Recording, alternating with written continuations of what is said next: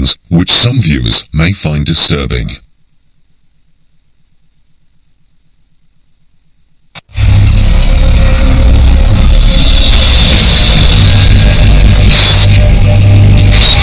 The slash of a sword.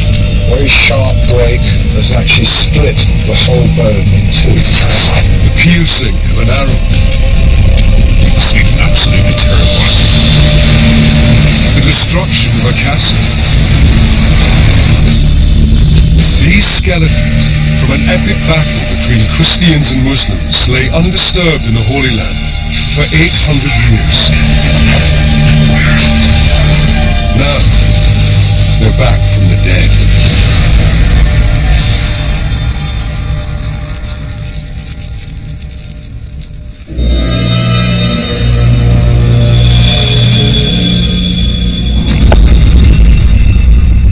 Ruins of Jacob's Ford, a mighty castle which once towered over the River Jordan in Israel. Its destruction is shrouded in myth and legend. Ancient Muslim chronicles talk of an epic battle in 1179. On one side, Christians from Europe, known as Crusaders, soldiers of the cross. On the other, Muslim warriors. The outcome changes the course of a 200-year struggle for control of the Holy Land. The chronicles say that after furious and intense fighting, the entire Crusader garrison is either slaughtered or enslaved.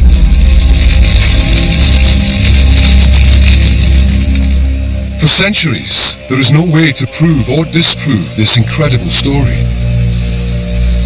Then, archaeologists discover something extraordinary. The bones of Crusaders left on the battlefield by the victorious Muslim army. This is the exact place where we started finding all kinds of skeletons of human beings and of horses.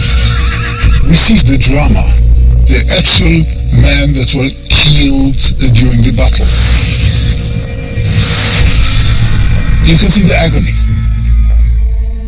They are the first skeletons ever excavated of Crusaders killed in combat. Finding out who they are and how they died could reveal what really happened at Jacob's Ford.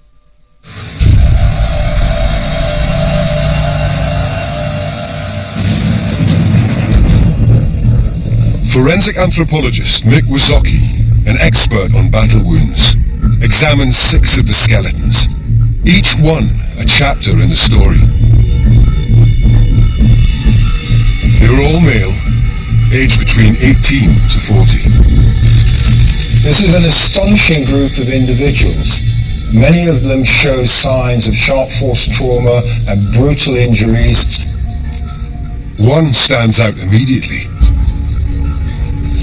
This individual suffered the most appalling series of injuries.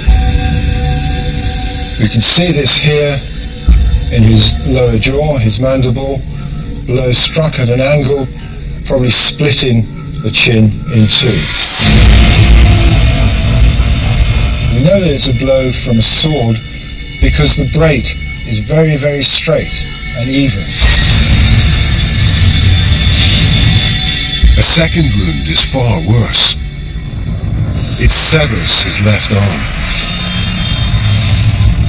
The cut is actually coming down at an angle through here and cutting through here. Also in this photograph we can see how clean and sharp it is. This isn't a natural break in bone at all, this is a cut. One blow and the arm was gone.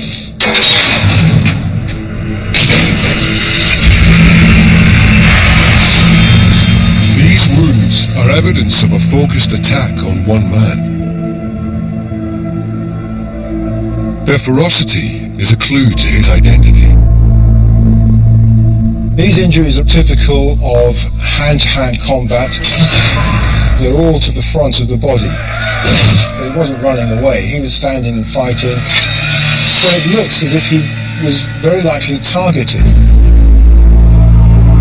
Might have been recognised as a very powerful warrior that had to be brought down at all costs. The evidence suggests he could be one of the most enigmatic crusaders of all, a Templar knight. According to the Muslim chronicles, the men garrisoning the castle are led by 80 of these holy warriors. The Knights Templar are a group of warrior monks. They're people dedicated to the defense of the Holy Land. They took vows of poverty, chastity, and obedience. But the crucial difference is they fight the devil with swords, while monks will fight the devil with prayer. Templar knights are men of noble birth, trained as warriors, from as young as 12. They are the Crusader Special Forces. Their weapon of choice is the broadsword. This weapon is an incredibly devastating weapon. It's a double-edged sword, which means that when you pick it up, you can use either edge. It's very versatile. It's well balanced, so when we're fighting, we can move the sword rapidly. And as well as being a cutting sword, it's also equally a thrusting sword. The cut, or the thrust. When the Muslims attack Jacob's Ford, the Knights Templar lead the defense. They believe dying for Christ will make them martyrs and guarantee a place in heaven.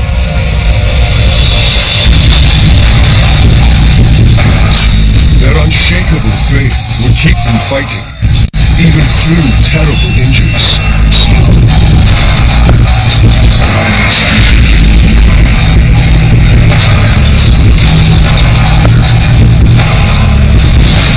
The Templars are the best troops that Christians have got. They're trained, they've got the best kit, they're disciplined. They have a remarkable reputation for courage. If other knights were training hard, Templars would have been training twice as hard. The advance, the retreat, the pass. It's all about practice, practice, practice. But despite this training, the Templar Knight skeleton reveals he is overwhelmed. The jaw is split in two. The face is a particularly nasty area to be injured because there are so many nerve endings. Even a small cut is very painful. The left arm is hacked off.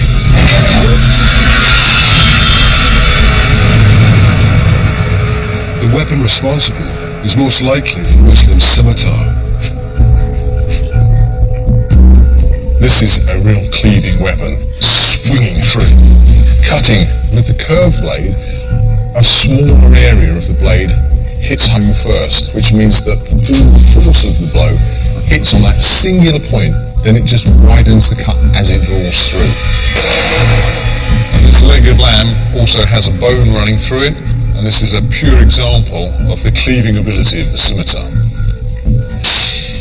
Using the weight of the blade, I would easily remove his arm. Driven by his faith, the knight fights on, aided by his body's response to injury. If a soldier's on the battlefield and, for instance, he loses his arm, there's every reason to suppose that he can still continue fighting. Physiologically, the mechanism allowing them to do that is the adrenaline that's pumping around their body, constricting the blood vessels from the wound, reducing their concept of pain, pushing them on to fight. But the brutal attack isn't over. On excavation, there's an arrowhead lodged in his neck. The main compromise of function would be the ability to breathe. That's one of the major killers on a battlefield, the loss of the airman. Incredibly, none of these wounds are his cause of death. There's a fourth and final act. The blow that we think probably killed him is this blow that we can see to the front of his skull here. Very sharp break running through the bone here has actually split the whole bone in two. And that's certainly a killing blow. It may well have been struck while he was already on his knees.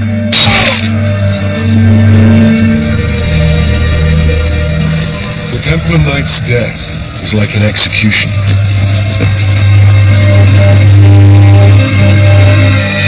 If the blow penetrated the brain, there'd be massive hemorrhage, and you would drop to the ground like a stone.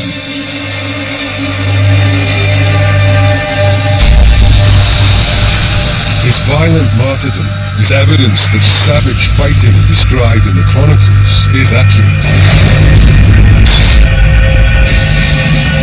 But how the Muslim army stormed the castle and overwhelmed the rest of the garrison remains shrouded in mystery.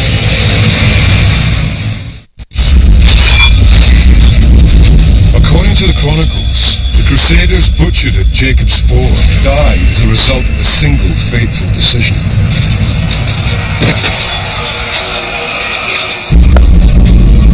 It is made a year earlier in 1178. The balance of power in the Holy Land is evenly poised. The Christian leader is Baldwin IV, the leper king of Jerusalem. Baldwin IV was an incredible young man. He was king when he was only 13 years old, and by then he was suspected of having leprosy.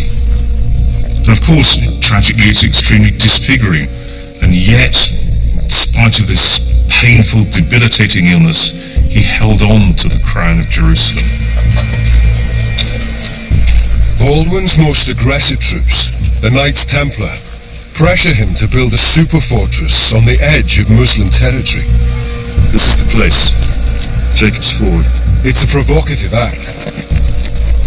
From here, the Crusaders can attack the Muslim capital, Damascus, just a day's march away.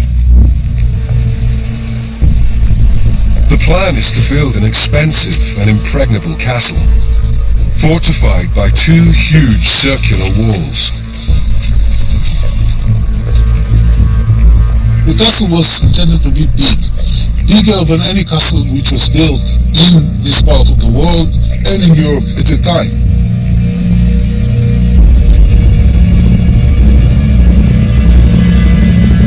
Baldwin's decision to build the castle throws down the gauntlet to the Muslim world.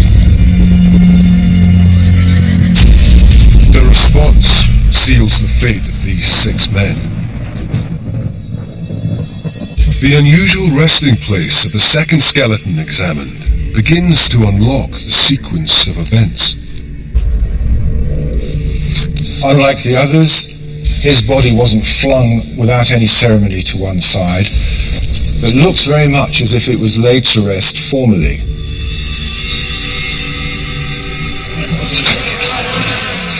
If there was time to bury this man properly, he must have died before the Muslims stormed the castle. His bones could explain why. This is his collarbone. This is a collarbone from one of the other Jacob's Ford warriors. If we just compare the two, you can see the size difference quite clearly. This is a very big man. His body is also very muscular. If we look at his humerus, that's his upper arm, you can see that it's very strong development of muscle attachment sites. We can see this very large area of swelling. And when muscles attach into the bone, and then that muscle is used over and over again, it will cause the bone to grow more. Everything about his physique suggests he's a powerfully built warrior. But his bones show no sign of the combat injuries typical of a fighter.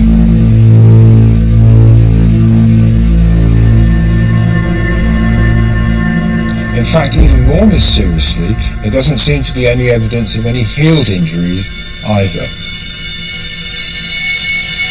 Only one part of this man's skeleton hasn't yet been examined: his skull.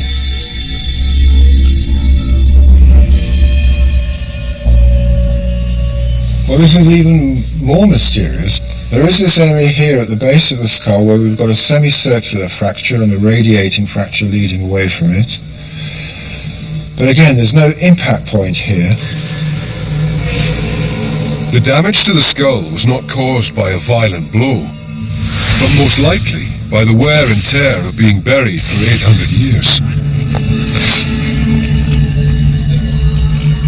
With no combat injuries anywhere on his body, this man is an unlikely warrior. Another clue offers a different explanation to his identity. He's got very strong development where ligaments hold your collarbone in towards the neck muscles. This suggests a rotary movement of the shoulders. He was using both his arms, movements in this direction, perhaps lifting weights as well. This insight suggests he's one of the castle's most valued non-combatants, a stonemason. Medieval stonemasons serve a back-breaking 7-year apprenticeship to master their craft, skills essential for building castles.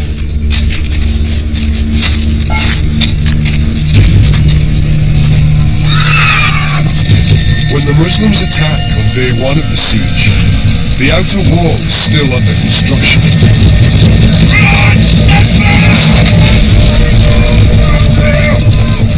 Everybody was caught by surprise. I mean, this group of workmen were not given any warning. You find arrowheads amongst the tools and then the cement that they were mixing in order to build the core of the wall. They're just everywhere. I would think that in order to protect yourself, you would take your hoe, your pick, whatever you were working with, and try and defend yourself with it.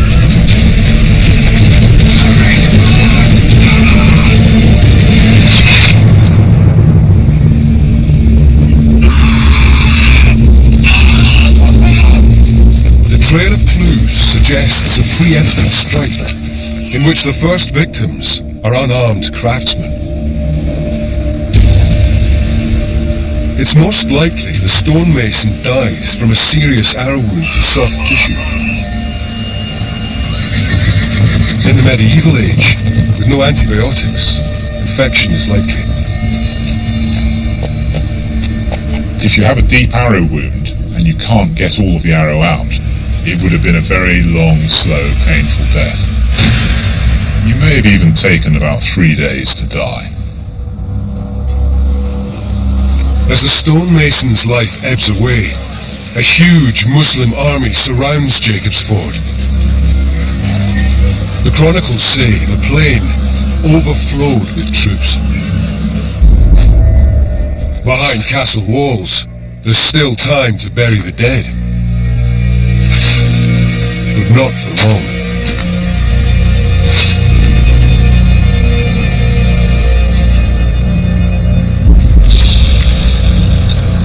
The fate of Jacob's Ford is now in the hands of the great Muslim leader, Saladin. Saladin was incredibly charismatic, but he's also extremely tough. He's determined to destroy Jacob's Ford. It's been built in his hands.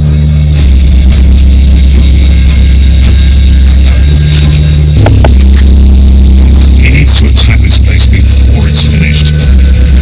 He's got to hit it hard before it gets too powerful, too complete. On the 6th day of the siege, Saladin executes his devastating plan.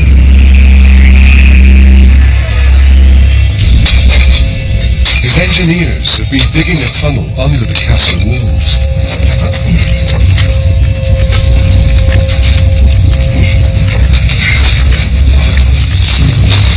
The tunnels were not intended to let the soldiers, Muslim soldiers, in, but to make the walls collapse. The only hope for the men trapped inside the castle is King Baldwin, who is gathering reinforcements nearby. For Saladin, it's a race against the clock. Time is short. Saladin is pushing his men to finish it as fast as possible.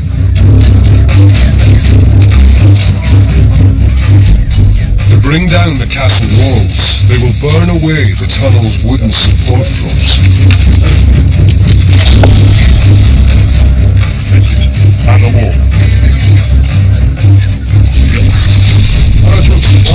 When all the burning materials will be consumed, the wall will collapse. The final ingredient is likely to be naphtha, an early form of gasoline used by the Muslims.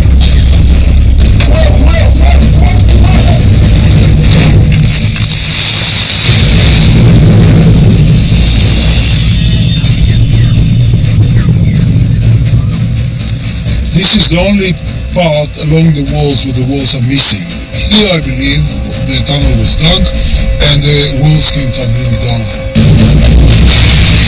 The Muslim chronicles describe the road. The wall crumbled. The current of air which penetrated at that moment spread the fire. Several combatants were prey to the flames.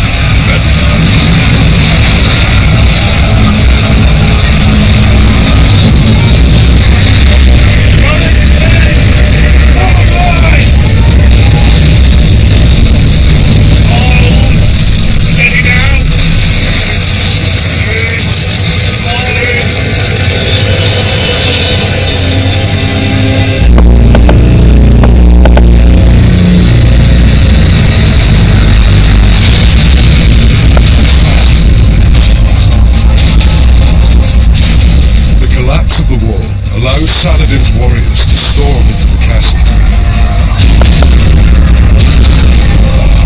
The battle is now decided in just a few hours of savage hand-to-hand combat. 4 more skeletons have stories to tell, each one a chapter in what happens next.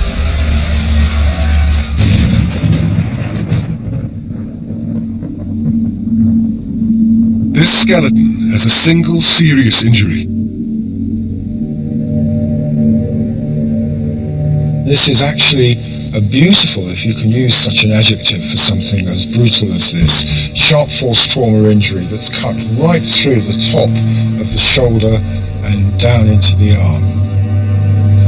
You can see this bone here, and a blow has come down here and cut right through the bone there.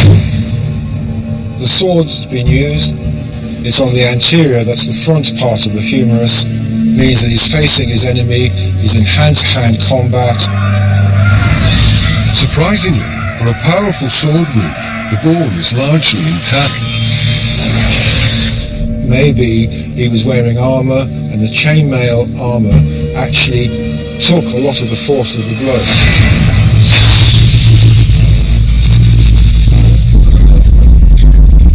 If this man wears chainmail, it's possible he is a Templar sergeant.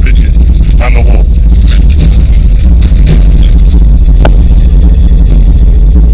As many as 5 of these men from lower class backgrounds serve each Templar knight. They wear black robes over chainmail, tend the knight's horses, and fight by his side. Templar sergeants are an integral part of the knight's fighting force. These men take the full vows of a Templar and are just as battle-hardened.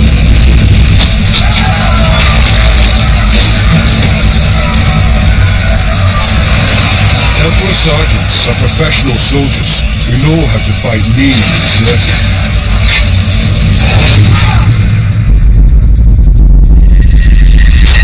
When you have the press of battle, you've got bodies upon bodies pressing on you.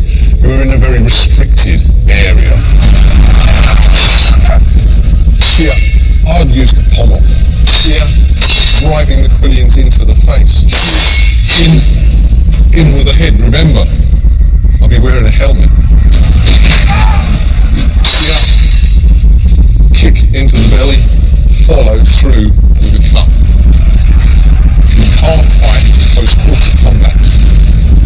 Then you're only half a swordsman. At the Battle of Jacob's Ford, this Templar sergeant meets his match.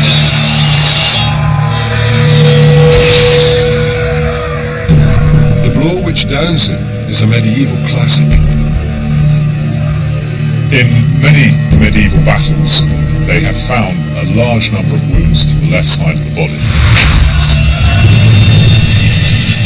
The majority of people were right-handed, and when they executed a downward blow, most of them would be to the left side of the body.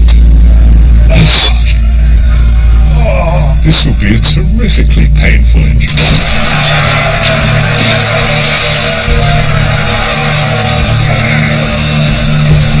With the shield arm disabled, the sergeant's fate is sealed.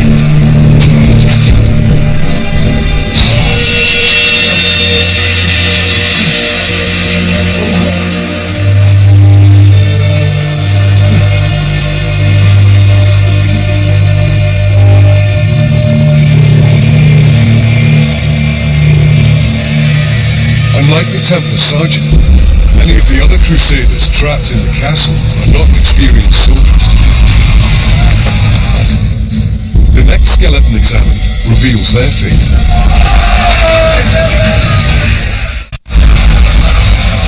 Despite their desperate efforts, the Crusader garrison defending Jacob's Ford cannot halt the advance.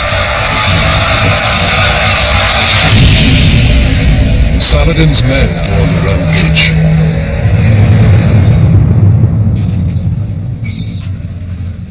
This person was found splayed out on the ground, one arm flung out.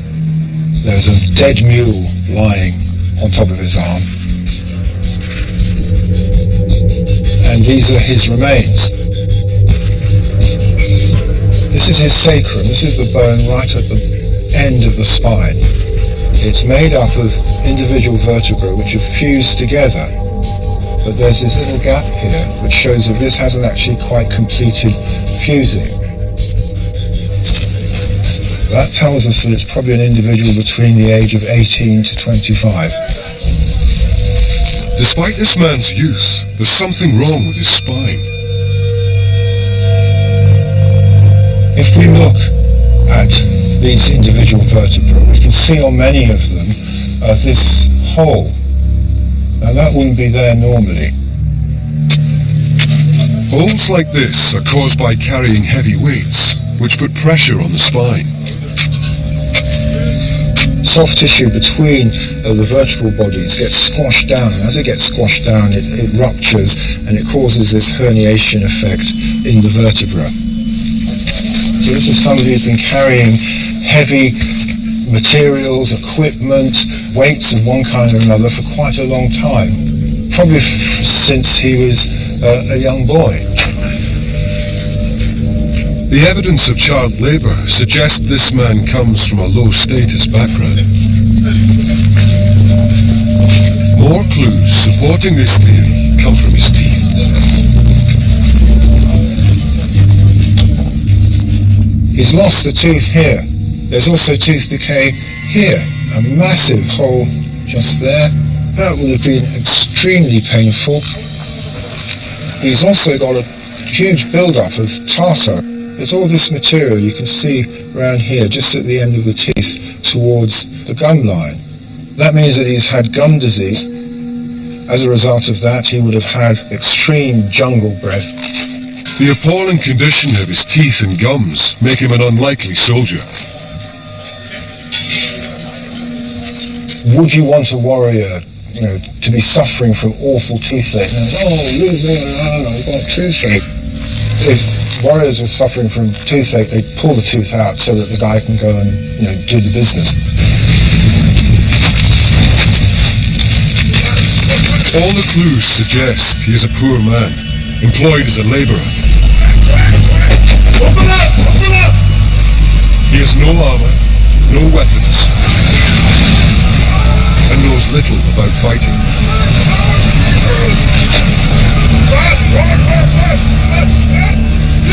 But when the wall comes down, even a young labourer with bad teeth finds himself on the front line.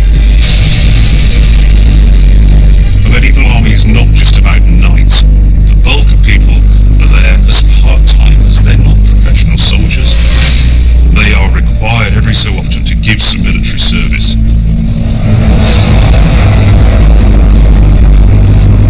It must be absolutely terrifying. These are not men of war.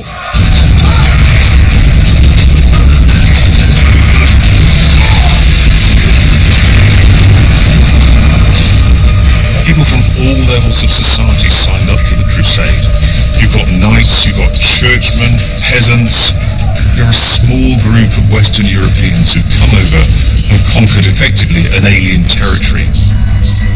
At times of invasion, everybody is going to have to get involved.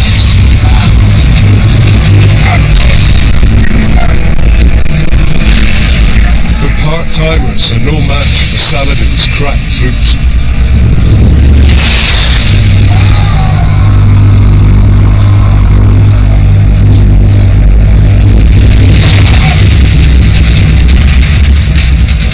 I don't think that the Muslim forces of Saladin differentiated between warriors, those who were carpenters, blacksmiths, masons. They just went through and killed whoever was in their way.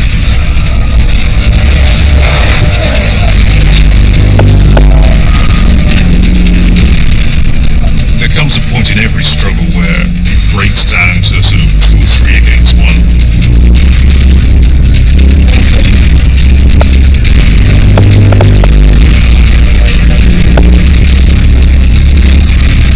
It's a truly hellish scene.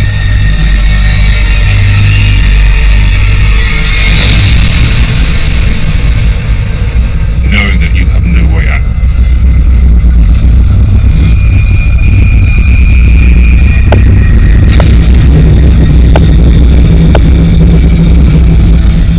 You are absolutely pinned.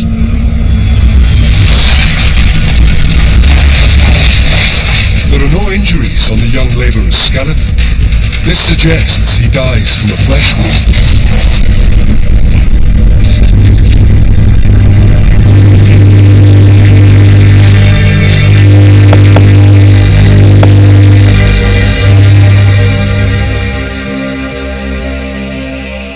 The trail of dead crusaders from all ranks and classes proves another key part of the chronicle is correct. The battle does turn into a massacre. The fifth skeleton to be examined provides a shocking insight into what happens next. This man is found with appalling head injuries. A blade has gone into the back of the skull, and then it's lifted a slice of cranial bone away. There was a blow to the left rear side of the skull, taking away a huge slice of bone, exposing some of the brainy matter underneath. And then another blow to the top of the skull here, lifting this piece of bone away. This attack was particularly brutal, merciless, frenzied, with no quarter given. Why one man is the target of such violence might be explained by unusual abrasion marks on his teeth. We can see here that this central incisor has been worn down to about half the size that it would normally be. And because of the amount of wear there, then we can imagine that there's some object being pushed backwards and forwards between the teeth. The 7.5mm wide gap holds the key to his identity. He could be working some bowstrings, perhaps. He may be using that tooth to strip away the bark of wooden arrow shafts. He might be working feathers with his teeth. It's compelling evidence that this man could be an archer.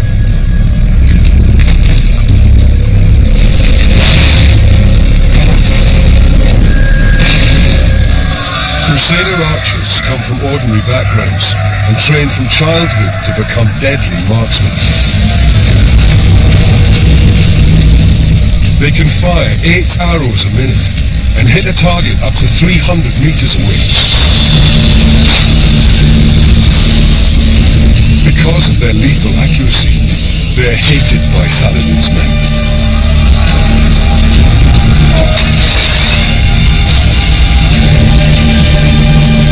In the final stages of the battle, I suspect many of them were simply butchered by the Muslims. The ferocity, the fervour of war at that moment means that the chances of them pausing and taking prisoners were quite low.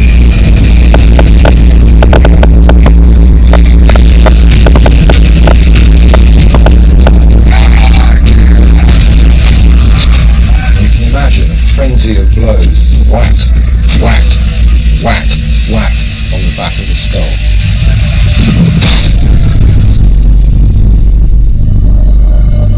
They wanted to make sure this guy was dead. In the final stage of the battle, only a few Crusaders are left standing, trapped at the south end of the castle.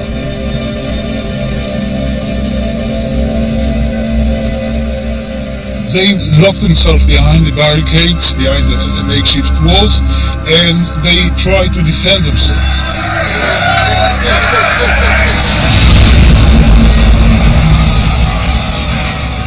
The bones excavated from the castle ruins offer a chilling insight into the fate of these men.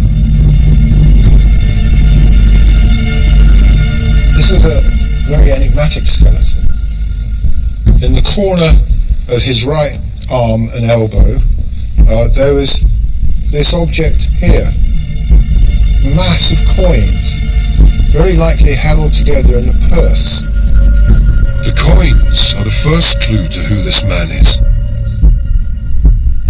We can say that he was of a relatively high status because he is holding a tremendous amount of money. I mean, this is not small pocket money that any laborer, carpenter, or blacksmith would have in his pocket. His cause of death confirms this is no ordinary crusader. It reveals that Saladin's men single him out for special treatment.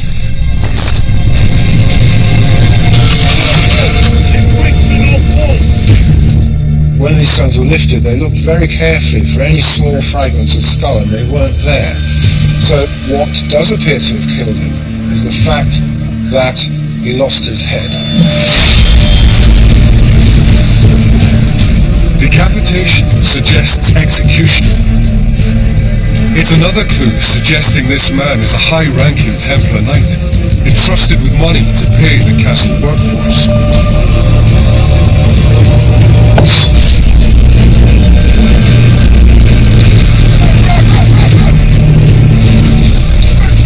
His skeleton tells a gruesome story of his final moments.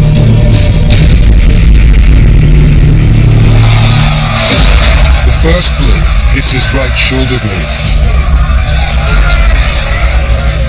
The injury is just along here. He's had a slice cut out of that. And you can see that cut here very clearly. A really nice little wedge of bone that's just been chipped out.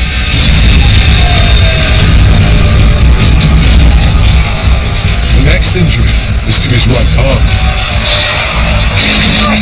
It's taken a chunk out of his radius at this angle here, coming down close to his wrist.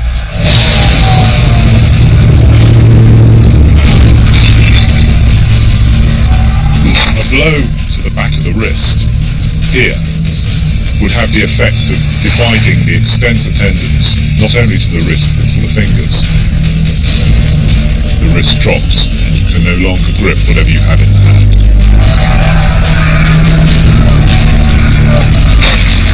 A third injury damages his right collarbone.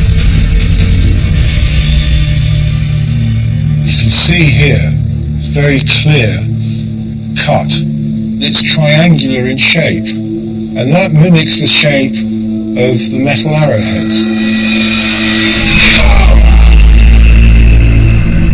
He was struck by an arrowhead, which then passed just underneath the collarbone. So it's come in at an angle here and just passed underneath. It's probably lodged in to his shoulder joint. He may have just broken the shaft off and carried on fighting.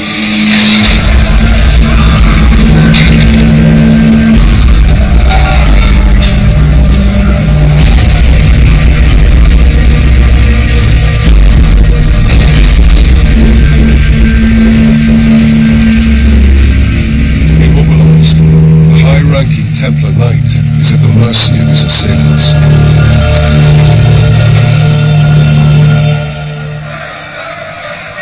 His trapped comrades still have one extraordinary card to play. More bones recovered from the site suggest they respond with an act so brave it verges on insanity.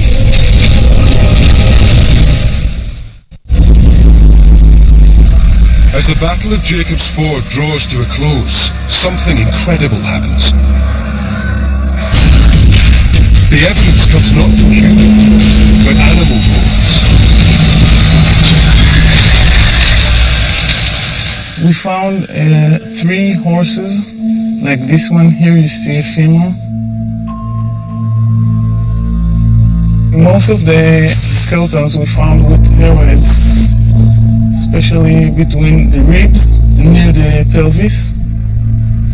The arrowheads suggest the horses die in battle, shot down by Saladin's archers. At Jacob's Ford, we found peculiar kite-shaped arrowheads. They're used mainly for hunting large game, and they were used in the battlefield against horses. The use of anti-horse arrows gives weight to an extraordinary story in the Muslim chronicles. They say the castle commander responds to the massacre of his men with an act of stunning bravery.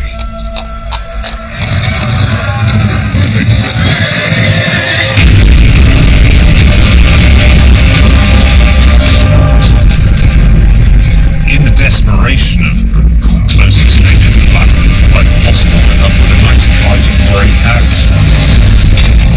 The final death and glory charge against the Muslims encapsulates the motivation of the Templars, their determination, some might say fanaticism.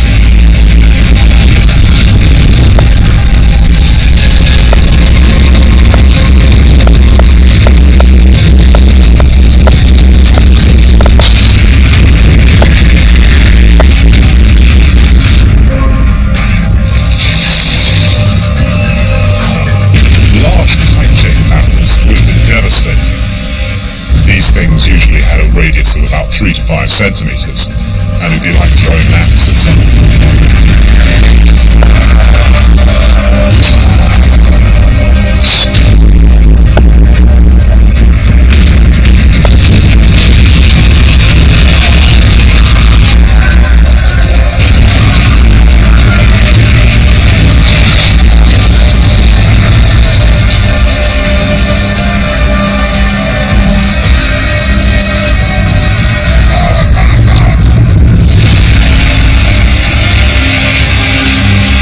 Although heroic, the commander's horse charge is an act of desperation.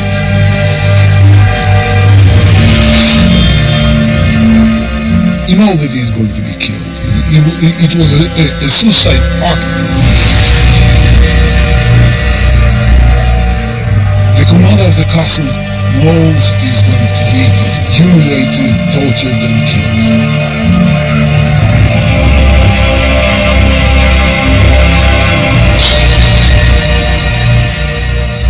The chronicles say, he threw himself into a hole full of fire, and from this brazier he was immediately thrown into another, that of hell.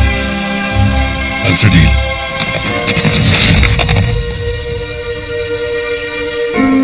I tend to ask myself if what the commander of the Templars did is an act of bravery or act of cowardice, because when he killed himself and he committed suicide, he left the whole army without a commander.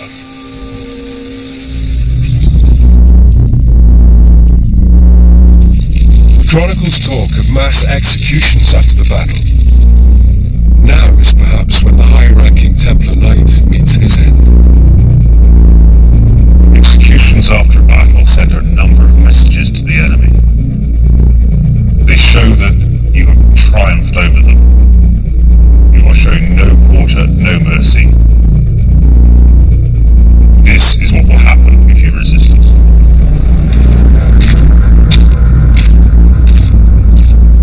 The decapitation, evident from this Crusader's skeleton, is final proof that the devastating Muslim victory described in the Chronicles is fact, not fiction.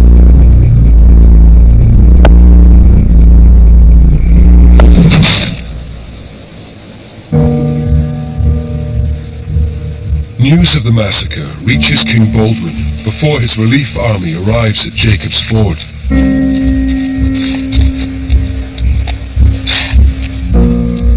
He knows many of the 800 Crusaders killed in the battle personally.